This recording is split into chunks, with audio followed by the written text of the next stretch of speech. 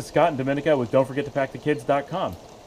So when you're packing for your trip abroad, it's important to think about the size of the cars that are available for you to rent at your destination. If you pack too much in luggage that's too large, you will not fit it in a standard car in Europe. Cars in Europe are much smaller, and cars in Central America are much smaller than the cars that you're used to in North America. And while it's possible to rent a small SUV or even possibly a minivan, those are very, very expensive because they're non-standard cars. And many people in Europe don't drive them, and the streets and roads in Europe are much narrower than they are in the United States. And you will not be happy if you have to drive a huge car and find a parking space and drive down narrow cobblestone roads. So quite typically, you're dealing with cars that are like Toyota Yaris, as what we would consider a very small car in North America is actually a normal full-size car or just a normal car in Europe. You can get larger ones, such as like a Ford Focus or a Mazda 3, but those are larger cars. You've got to pay a premium for those, and they're going to be harder to find. We've been in locations where the only car we could get is a Toyota Yaris or a Kia equivalent, a very low cost, a very small subcompact car, or a metro car, so-called because they fit in city streets and the cobblestone streets that Dominica was mentioning, into tight parking spots. And yes, you can hear the cows walking down the main street as we record. But you have to assume that those are the kinds of cars that you may be limited to. And quite typically, if you're bringing kids, you're probably going to have 2 adults in the front, 1 or 2 kids in the back, and you're going to want luggage for everyone. That's going to be tight.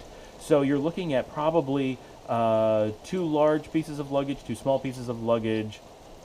Dominica is the expert on getting them to fit into the car. It's going to be tough no matter what. So you need to think outside the box if your space is limited in the back seat because of your children.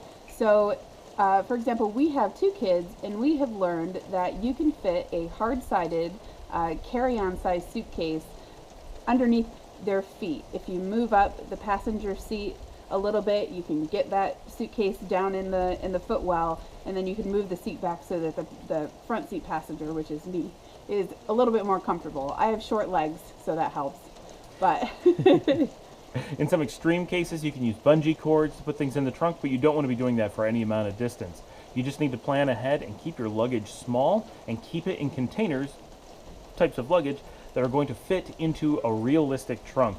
In some cases, that means you can have hard-sided suitcases, but you may need to have soft-sided backpacks or something else to fill in the crevices, because there's just not a lot of flexibility. And be aware that the taxis are small too. It's very common in a lot of these places to have the Toyota Yaris be the main taxi that you're going to have. In Europe, especially Northern Europe and some Eastern Europe, you're going to run into some larger German cars like BMWs and Mercedes, Audis, and in some cases the best you're going to find is like a Skoda. They make it a little bit larger than a standard Volkswagen. You can fit a fair amount of stuff.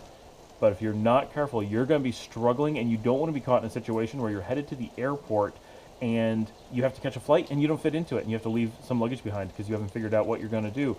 Or that you've rented a car and everything that you're going to be doing on your trip is dependent on fitting into that car, and you find that you can't even leave the rental lot with all of your stuff. So you want to plan ahead and just think about what's going to fit. And you can do what we do. We keep a very small car in the United States. That might be an extreme thing to do, but the car that we have in the United States is a Chevy Spark. It's about the same size as the Yaris, and it's a very standard car here in Europe and around the world. And we know if we fit into it, we're very likely to fit into the other cars that are available. And so we manage to maintain the same size restrictions in the United States, so we're used to it wherever we go. We're not likely to go to the U.S., expand our luggage size, head to the airport, and then discover we're not going to fit.